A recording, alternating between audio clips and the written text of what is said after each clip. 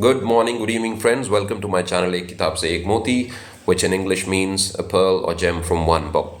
Today I'm going to discuss a section from this book. It's in Hindi, Dharmaniti by Mahatma Gandhi. And I'm going to talk about the importance of memorizing scripture, and memorizing the holy books of our religions.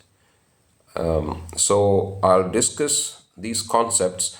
But before that, let me just talk about this book. This is a collection of Gandhiji's 4 short books, and I'm going to read a section from the 4th part of this book, which is, as I said, this book is a collection of 4 short books. So I'm going to read it from the 4th book, which appears as a part in this larger book.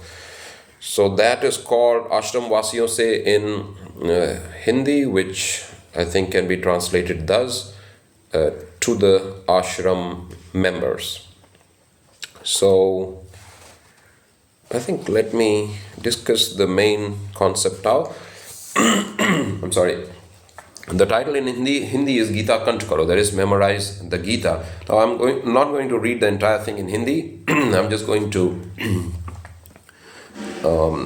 interpret what Gandhiji has said and then explain this in English. So let me talk about what Gandhiji has said in this. I think this maybe it has been translated into English. Not maybe, I think it is, because Gandhiji's works are available in English. The title is The Complete Works of Mahatma Gandhi, I think. It has 100 parts, I think, 100 volumes. And these do appear in his complete works.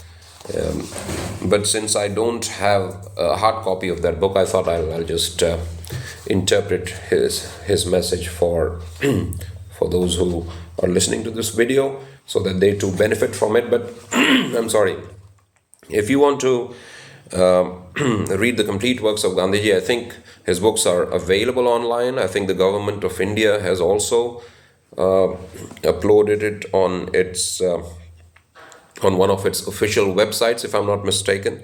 So you can take advantage of those online resources as well. So let me interpret this message for you. As I said, the title is Geeta Kanth Karo, which is memorize the Geeta.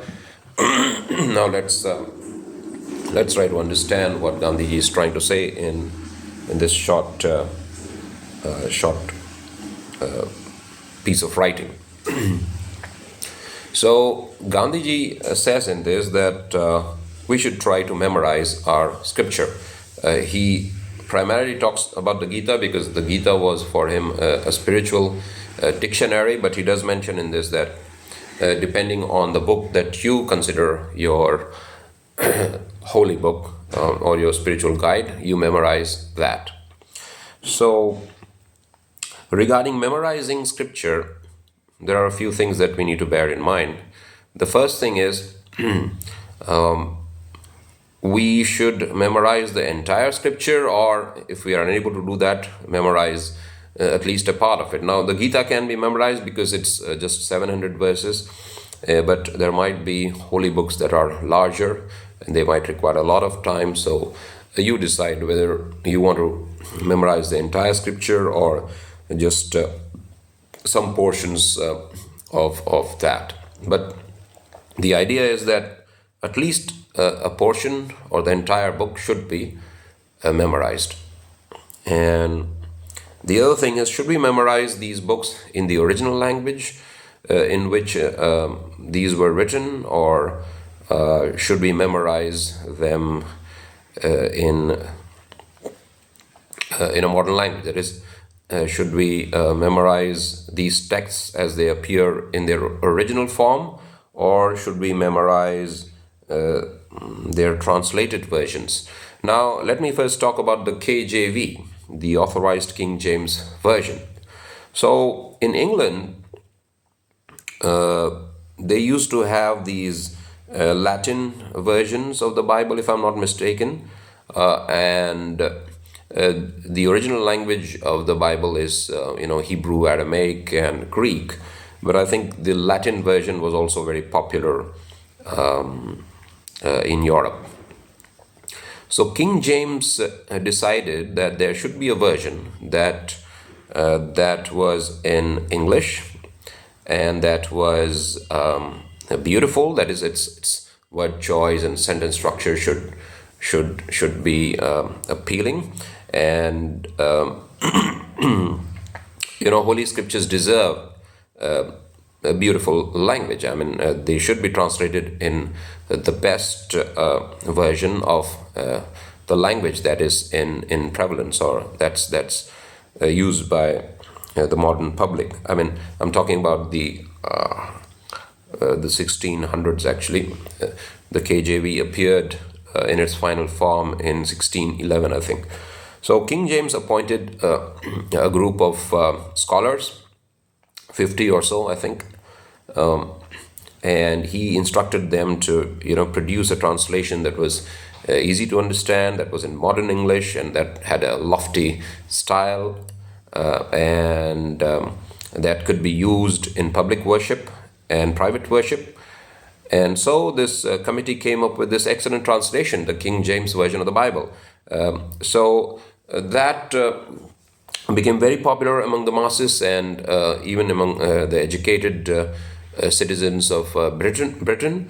So what I'm trying to say is the translated versions could be as good as the original versions. So you need not memorize these scriptures in their original form. You can memorize these translated versions as well.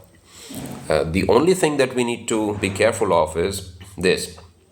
That is, the translator should not insert his or her own interpretation when doing the translation, because that would be kind of unjust, right? I mean, that won't be right on his or her part, because the job of a translator is to transfer the message in modern form to the public. That is, you first understand what the original scripture means, that is line by line, and then translate it into modern form without inserting any additional word.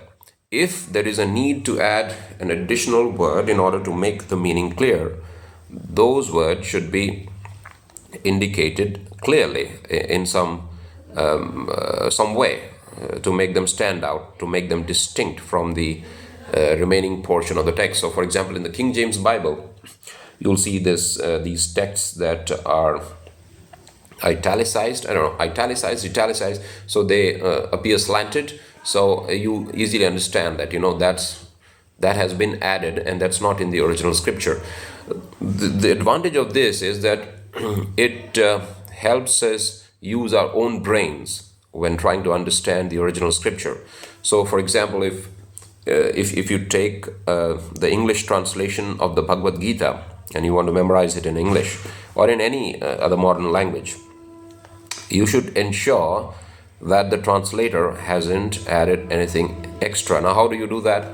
So you can talk to some experts, of that original language. So, for example, if you want to memorize the Gita, you speak to some Sanskrit scholars, not just one, because that person may have some preconceived notions of what the Gita should mean or what it means according to his or her tradition. So it's better to approach independent thinkers who would not impose their own meanings on the text. Similarly, if you want to read the Bible, just make sure that the interpreters or the translators haven't added anything extra in that. So you can approach Hebrew scholars and Greek scholars, and you can approach Aramaic scholars, but that need is minimal for people who read the Bible, because I think the King James Version was translated with a lot of diligence, and they actually ensured that they didn't add anything based on their own prejudices. But again, what I'm saying is it's better to do your own research, because I think I have read some articles on how some of the verses referring to kings were slightly modified in the KJV as well. I might be wrong, but I think because King James was the one who appointed the committee, so the committee was very careful whenever they were handling any verses referring to the king, so that the king was not offended. But anyhow, I don't have much knowledge of it, so pardon me if I made any mistakes. But what I'm saying is it's better to consult the original authors of, the masters of the original language, so that you choose a translation that is as accurate as possible. The other thing is, what you memorize should be understood. It's not that you memorize things like a parrot and then just repeat those words to maybe gain some praise from others. The idea is that we should understand these things, and then we should have this intention of putting the message into practice. That is, putting whatever we have learned or whatever we have memorized into practice. If it is a practicable knowledge, I mean, if it talks about the way the universe was created, then there is nothing to act upon. It's just information. But whenever the scriptures say, for example, speak the truth, then our aim should be, our intention should be that we are going to put these things into practice. That's when the scriptures benefit us. That's when what we have memorized benefits us.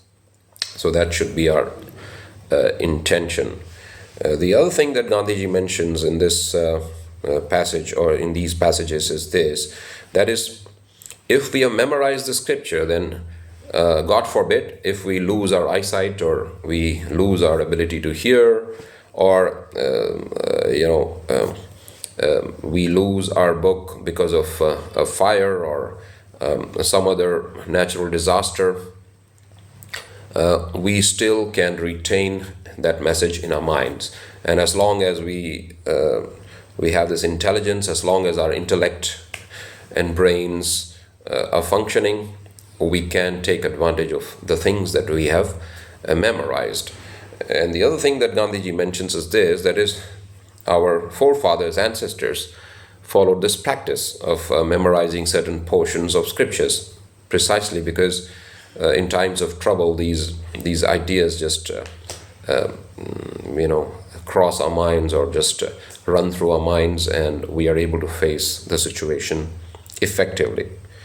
So this is what Gandhi says in this. I hope you liked it, but before I conclude the video, let me recapitulate. So the first thing is, memorize holy books of your religion. The other thing is, in case you are unable to memorize them in their original tongues, nowadays hardly anyone, or very few individuals know the original tongues of the scriptures. Very few Christians know the Hebrew, the Greek, and the Aramaic languages. Very few Muslims know Arabic. Perhaps I'm wrong, but very few would know Arabic grammar and Arabic vocabulary exceptionally well. Very few Parsis or Zoroastrians will know the original Zend Avesta, and very few of the followers of Hinduism know Sanskrit.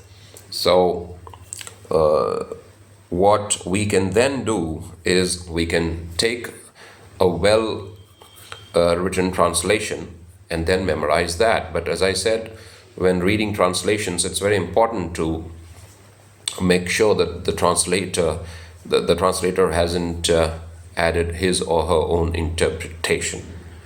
That's why it's better to choose a translation that has been done by a team instead of an individual. Because an individual may have prejudices, but when it's a team, and especially of different denominations, of different traditions, then we just ensure that we can rely on the translation, because I think during the translation, the team would have had a debate or argument or discussion, because if the team composes or consists of people from different traditions, they won't let just one translator have his or her say, and everyone will be given a chance to express his or her views on what's right and what's wrong in the translation. And so chances are that the translation would come out better, and chances of personal interpretation can be minimized. The other thing that Gandhiji says is that we should understand what we memorize, and we should have the intention of putting into practice what we are memorizing.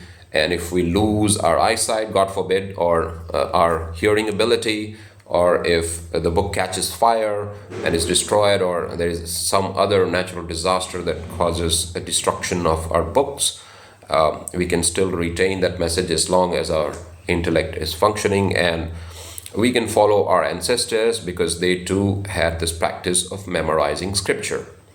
Thanks for watching this video.